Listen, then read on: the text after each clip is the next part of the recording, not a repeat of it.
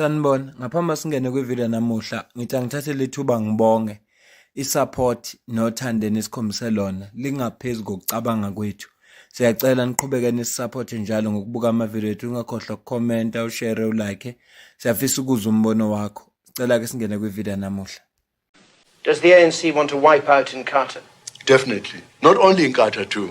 Any person, because they see themselves as the sole representatives of black people. I mean, in every act of violence in this country, the dancing partner, if I may say so, in the violence is always ANC and its supporters. Is Inkatha never responsible for instigating violence? Inkatha is now involved in violence because there is revenge violence, there is preemptive violence, and so on. But Inkatha as an organization, we have never, ever, at the level of my position as president or the Central Committee of Inkatha, there's never, ever been any decision to unleash violence against anybody. But our members are now sucked into the violence because the violence has almost become the same as you see in Lebanon or in Northern Ireland. It is almost as endemic as that. So Inkatha are not clean either. Shango has been a formidable survivor. We have destroyed all the other leaders of the Bantustans, of the homelands. We have used every ammunition to destroy him, but we have failed. And he is still there. As I say, he is a formidable survivor.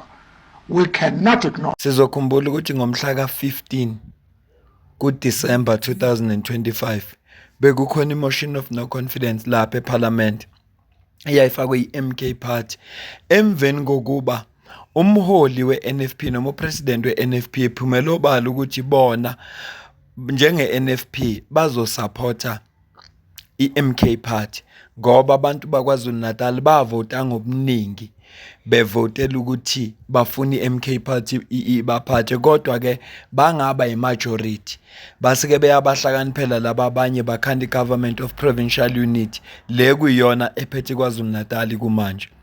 Okutheke ngalelo suku lo ngomhla ka-15 umama lo uMbalishinga uyena wavota against imiyalelo yeqembu lakho kuyi-NFP.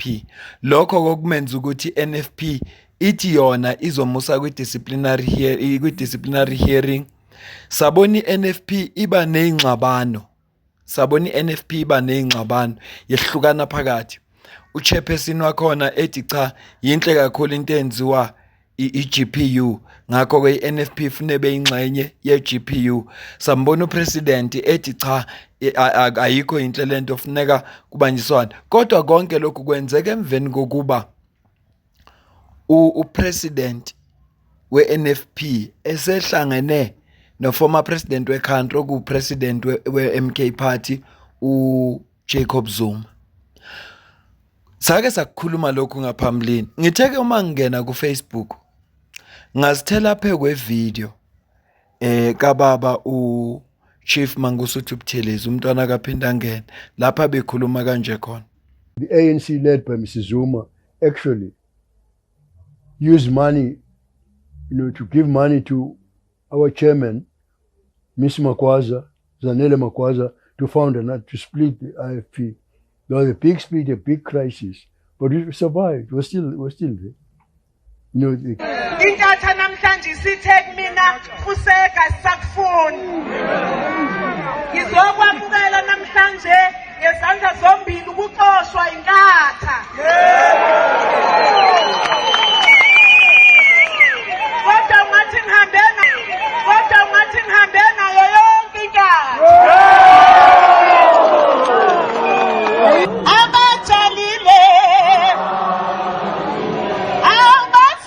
Ukuthi uZuma uma ekhuluma nopresident we-NFP bexoxisana nawe ukuthi ufuna kusetshenziswana, uZuma kahle ureclaima iproject yakhe ngoba ngokusho komntwana kaphinda ngene i-NFP yayiproject kaZuma ngoba efuna ukuhlakaza i-IFP. Sizokhumbula ukuthi esikhathini eside i-IFP yona ebidominator eKZN, ikakhulukazi ngesikhathi sekuphethe yena ukaMagwaza Msibe ephethe iZululand. Usebenzile kakhulu. I-IFP yakhuphuka kakhulu nangamavote yakhuphuka. Kodwa okuthema kuhamba isikhathi angazi ingxabane zabakhona ngaphakathi eqenjini le-IFP kwakungezana. Umama kaMagwaza Msibi sambona esephuma esakha i-NFP kuthe kufika u2014 kuzama election ka2014 i-NFP yayisizimele isi-political party ezimele ingase kaMagwaza Msibi engasekho ku-IFP. Kodwa mawuyilalela kahle lenkulumo yomntwana kaPhendangene isho ukuthi uZuma uyena kahle ifanda. Ngoba phela uma ngabe ekhipha imali ukhipha amafanda uyena umuntu obeyifanda ye-NFP ukuze isungulwe kodwa isungulwa kaMagwaza Msibi. Ngakho ke uma ekhuluma nopresident we-NFP ebatshela ukuthi ayibo madoda votani nathi nenze njani manje, mhlawumbe ubakhumbuzile ukuthi no mhlawumbe nomlandani wazi ukuthi leli qembu kuze libe khona likhona ngalesi sizathu. Futhi ngiyacabanga ukuthi umkhuba wayi ANC mokhumbula ivideo esiqale ngayo uMandela uzivumele yena ukuthi bawadestroye wonke ama-leaders eBantu stand ayekhona, bawadestroy. Ushilo wathi basenze lonke uhlobo le-ammunition abangase babe nalo, umuntu owabahlula umntwana kaPhendangene bathi ngeke baze bak-ignore lokho. Usho ukuthi umkhuba wayi ANC le ukuthi uma ikhompyutha nawe ikubona ukuthi uzakabi besiza nesu lokuthi singenza kanjani ukuthi siyihlakaze lento yakhe ingabi impumelelo. Ngicinga le video umntwana kaPhendangene ngoba ngiyibonile ngangayisave. Uma sengiyicinga ngidibana nenye video ebe interesting kakhulu kimi, ngicela uzwe la. Futhi mina ngiyasho namanje ukuthi inkatha yakhelwe imsuka yalo nengcaba zayo i-ANC ukuthi sakholwa enkolelweni ezabe ngoba Dr. Seme nabanye abaholi ngo-2012 ze-ANC. Ngakho I'm not a stranger to ANC. So usayithanda namanje? Vele ngiyi-ANC. Ngicele yona ngiyi. Lo nyaka ophelile kuye kwaba khona impi enkulu phakathi kaZuma ne-ANC, ikakhulukazi uFikile Mbalula njengo-Secretary General, ngoba uZuma ubelwela ukuthi yena useseyimember ye-ANC. Okusho ukuthi uZuma une-dual membership, une-member ye-MKP aphinda abe yimember ye-ANC. Kodwa bengingazi ukuthi ngisho nomntwana kaPhendangene noma eneqembu lakhe iNkatha Freedom Party, kodwa yena ubesese-ANC njengoba ethi uyi-ANC yena uncele yona. Yane into enhle usholo yena wathi inkatha yakhelwe eyimiswe naseyisekelweni ze-ANC, kusho yena. Ngakho ke i-ANC isegazini isemthanjweni yakhe. Hawu madoda, kanti kunjani emhlabeni nihamba nomuntu nazi ukuthi nina nineqembu leni kanti yena ubelonga kwenye indawo ngoba phela uyi-ANC. So ngiyacabanga ukuthi lemkhuba eyenzwa athi yena yenzwa uZuma nale show uMandela yayingekho kwangeyona imkhuba emthusayo ngoba vele lo muntu wayi-ANC. Vele kwangeyona imkhuba emthusayo. Kune video engiyibonile ka former president uThabo Mbeki ekhuluma ukuthi i-ANC yake yakhandisu lokuthi akubulawe umntwana kaPhendangene. There was a plan by the ANC at that stage to assassinate Dr. Buthelezi. With regard to that particular issue, it is true that a unit of the ANC did at some point take a decision to carry out an operation of that kind. When the ANC headquarters found that out, it countermanded that decision, and that operation was never carried out.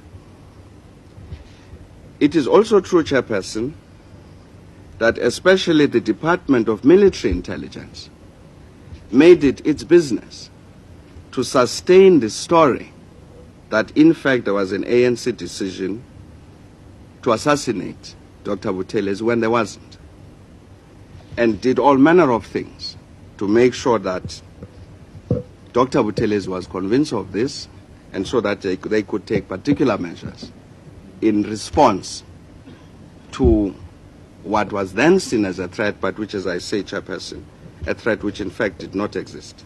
Lokungasho lutho mina angibambe le video ngizokuphawula kwakho la comment section ngizwe ukuthi wena ubona kanjani lo lonke lo daba esilixoxayo ngoba le video imayelana noZuma usho ukuthi uZuma uma elanda iNFP iproject yakhe vele ifanele ki NFP ukuthi izikhethe ukuhlukana phakathi ngoba umnikazi wayo yena wayifanda. Ngiyacabanga ukuthi mhlambe bakhona nabantu abenza okufanayo ngaye ingakho sibona kukhona Africa mayibuye mhlambe kunabantu abathize abenza okufanayo. Lokho akwenza ku IFP ukuze ihlakaze ingasabi strong eKZN njengendlela eyayi strong ngayo. Mhlambe nakuye benza into efanayo. Ushawa ngeinduku zakhe kungenzeka angazi kodwa mina ngiyacabangela ukuthi phuma Africa mayibuye nje kungenzeka ukuthi ushawa ngeinduku zakhe lezi ashanga za IFP bashayena ngazi ukuthi kungabi bikho uzinzo la kwi party yakhe. Mina nabastibane kwivideo la ngiyabonga kakhulu.